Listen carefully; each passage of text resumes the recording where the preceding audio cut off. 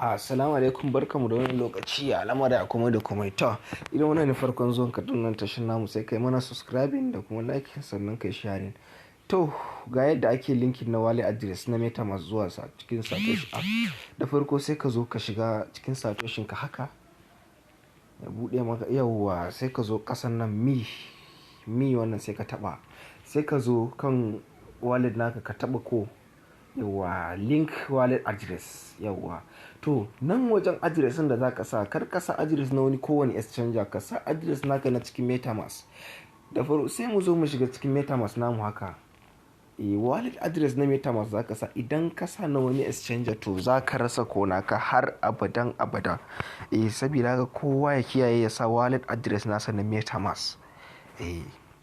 Wallet address na MetaMask za ka sa. Kar ka sa na wani exchanger fa, saboda su da kansu ne suka gargaɗi kowa da kowa. To sai ka zo nan haka ka taɓa ko sai ka zo receive wannan sai ka taɓa copy yauwa sai ka fita ka shiga cikin Satoshi app naka haka sai ka yi pasting. Sai ka zo ka sa ACID password naka, kowa yana da shi. Na 778899 nasa. Kowa yana da shi wannan yauwa.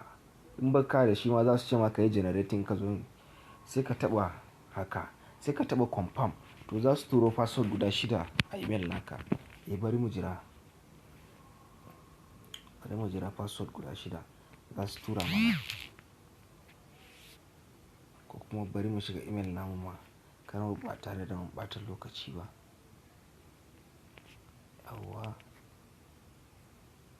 gashi sun tura mana. Yauwa sai ka zo ka sa haka. In ka sa yauwa haka sai ka zo ka yi pasting. Ka yi pasting.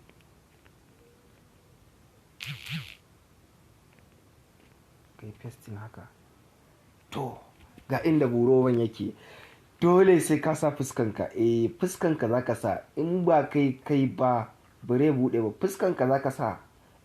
Dole za ka sa fuskanka a nan wajen. Saboda irin ƴan uwanmu da suka siyar da account nasu da sauransu gaskiya suna cikin matsala. Dole sai sun zo sun yi second verification. Dama ai sun faɗa.